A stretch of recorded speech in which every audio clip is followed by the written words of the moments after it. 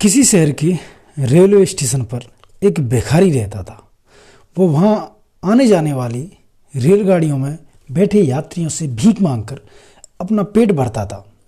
एक दिन जब वह भीख मांग रहा था तो सूट बूट पहने एक लंबा सा व्यक्ति उसे दिखा।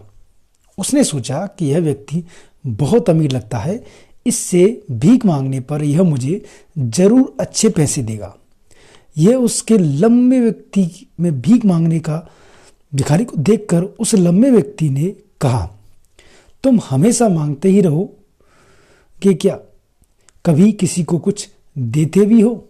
भिखारी बोला, साहब मैं तो भिखारी हूं, हमेशा लोगों से मांगता हूं। मेरी इतनी औकात कहां कि मैं किसी को कुछ दे सकूं। लेकिन व्यक्ति बोला, जब किसी को कुछ दे नहीं सकते तो फिर तुम उनसे मांगते भी क्यों हो, और ना ही तुम्हें ये हक है। मैं एक व्यापारी हूं और लेन देन में विश्वास करता हूं।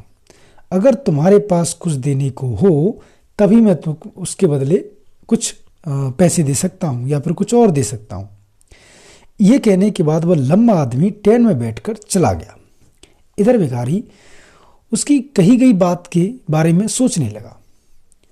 उस लंबे व्यक्ति के द्वारा कही गई बात उस भिखारी के दिल में उतर गई। वह सोचने लगा कि शायद मुझे भीख में अधिक पैसे इसीलिए नहीं मिलते क्योंकि मैं उसके बदले में किसी को कुछ दे नहीं पाता। लेकिन मैं तो भिखारी हूं, किसी को कुछ देने लायक भी नहीं हूं। लेकिन कब तक मैं लोगों से इस प्रकार से बिना कुछ दिए ही मांगता रहूंगा? वह सोचने के बाद उस भिखारी ने निर्णय लिया कि जो भी व्यक्ति उसे भीख देगा उसके बदले मैं भी उसके व्यक्ति को कुछ जरूर दूंगा। लेकिन वह उसके दिमाग में यह प्रश्न चलता रहा कि वह खुद तो भिखारी है, तो वह भीख के बदले दूसरों को क्या दे सकता है।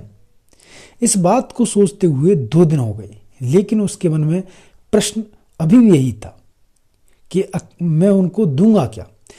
तीसरे दिन जब वह स्टेशन के पास बैठा हुआ था तभी उसकी नज़र कुछ फूलों पर पड़ी जो स्टेशन के आसपास पौधे के रूप में खिल रहे थे। उसने सोचा, क्यों ना मैं लोगों को भीख के बदले कुछ फूल दे दूं। उसको अपना यह विचार अच्छा लगा और उसने कहा कि वहां से उसने कुछ फूल तोड़ लिए। अब वह ट्रेन में भीख मांगते हुए पहुंचा। अब जब भी उसको कोई भीख देता तो उसके बदले में वह उसको फूल दे देता। फूलों से लोग बड़े खुश हो जाते, अपने पास रख लेते। अब भिखारी रोज फूल तोड़ता और भीख के बदले वह लोगों को फूल बांटने लगा। कुछ ही दिनों में उसने ये चीज़ महसूस की कि अब उसे बहुत अधिक लोग भीख देने लगे। वह स्टेशन के पास सभी फूलों को तोड़ लाता जो कोई यूज में नहीं थे। जब तक उसके पास फूल रहते तब तक उसे बहुत से लोग भीख देते, लेकिन जैसे ही उसके पास जो फूल थे वो समाप्त हो जाते या फिर खत्म हो जाते तो उसे बहुत कम भीख मिलती। अब रोज ऐसा ही चलता रहा। एक दिन जब वह भीख मांग रहा था तो उसने देखा कि वही लंबा व्यक्ति ट्रेन में बैठा है, जिसकी वजह से उसे भीख के बदले फूल देने की प्रेरणा मिली। वह तुरंत उस व्यक्ति के पास पहुंचा और भीख मांगते हुए बोला, आज मेरे पास आपको देने के लिए कुछ फूल हैं, आप मुझे क्या भीख दे सकते हैं? मैं आपको कुछ इसके बदले फूल दे सकता हूँ।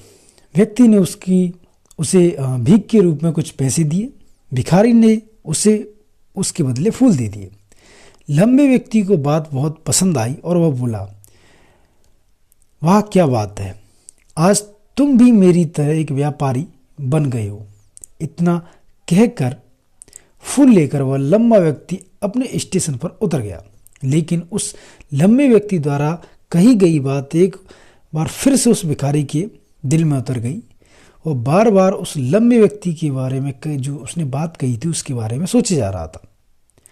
बहुत कुछ होने लगा क्योंकि उसकी आंखों में एक अलग ही चमक थी। उसे लगने लगा कि अब उसके हाथ सफलता की एक नई चाबी लग चुकी है जिसके द्वारा वह अपने जीवन में बदलाव ला सकता है।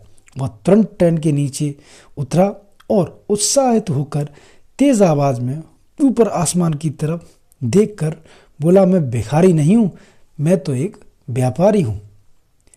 मैं अमीर बन सकता हूं। लोगों ने उसे देखा तो सोचा कि शायद ये पागल हो चुका है, और अगले दिन से वह भिखारी उस स्टेशन पर किसी भी व्यक्ति को फूल देने से उसने एक नया उसको एक व्यापार के रूप में लिया। वह वहां पे घूमता और कुछ ना कुछ ऐसे आइडिया देखता रहता जिससे कि वो इसका व्यापार कर सके। एक दिन वो उसी व्यक्ति से मिला, लंबे वाले से। उसने कहा, क्या आपने मुझे पहचाना? बोला, नहीं। अरे साहब, मैं पहली बार जब आपको मिला था तो मैं वही व्यक्ति हूँ जिसको आपने बताया था कि आपको अगर कोई चीज़ मुझे देनी है तो उसके बदले मैं अगर आपको पैसे दूंगा तो कोई चीज़ आपको देनी पड़ेगी। अच्छा, मुझे याद नहीं है, वैसे हम पहले से 2 बार कब मिले थे।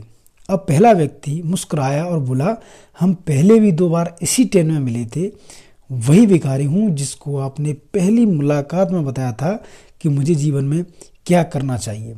दूसरी मुलाकात में आपने बताया कि वास्तव में मैं कौन हूँ। दूसरा व्यक्ति मुस्कुराया और उसकी ओर अचंभित होते हुए बोला, ओह, याद आया, तुम वही भिखारी हो ना जिसे मैंने एक बार भीख देने से मना कर दिया था, और दूसरी बार मैंने तुमसे फूल खरीदे थे, लेकिन आज तुम ये सूट बूट में कहाँ जा रहे हो? आजकल क्या कर रहे हो? तब पहला व्यक्ति बोला, हाँ, मैं वही भिखारी हूँ, लेकिन आज मैं फूलों का एक बहुत बड़ा व्यापारी बन चुका हूँ और इसी बाजार में काम करता हूँ। दूसरे शहर जा रहा हूँ। कुछ देर रुकने के बाद वह फिर से बोला, आपने मुझे पहली मुलाकात में प्रकृति का वह नियम बताया जिसके अनुसार हमें तभी कुछ मिलता है जब हम देते हैं। लेन देन का यह नियम वास्तव में काम करता है। मैंने यह बहुत अच्छी तरह से महसूस किया है, लेकिन मैं खुद को हमेशा ही भिखारी ही समझता रहा। इससे ऊपर उठकर मैंने कभी खुद के बारे में सोचा ही नहीं, और जब आपसे मेरी मुलाकात हुई तब आपने मुझे बताया कि मैं एक व्यापारी बन चुका हूँ। अब मैं समझ चुका था कि मैं वास्तव में एक भिखारी नहीं बल्कि एक व्यापारी बन चुका हूँ। मैंने समझ लिया था कि लोग मुझे इतनी भीख क्यों दे रहे हैं, क्योंकि वह मुझे भीख नहीं दे रहे बल्कि उन फूलों का मूल्य चुका रहे हैं। सभी लोग मेरे फूल खरीदते रहे क्योंकि इससे सस्ते फूल उन्हें कहीं भी नहीं मिल सकते थे।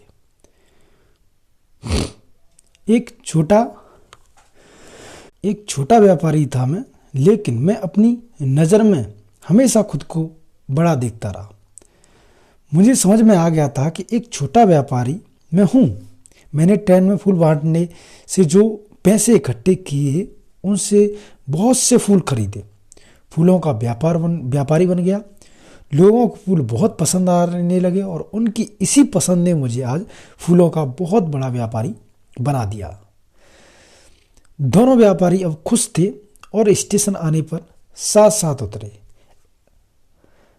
अपने अपने व्यापार की बातें करते हुए आगे बढ़ गए। इस कहानी से हमें ये शिक्षा मिलती है कि हमें कुछ सीखने को मिलता है कि कहानी में लंबा व्यापारी जानता था किस तरीके से आप पैसे को कमा सकते हैं। दुनिया में सभी बड़े व्यापारी इसी जीवन के नियम का उपयोग करते हुए सफल हुए हैं।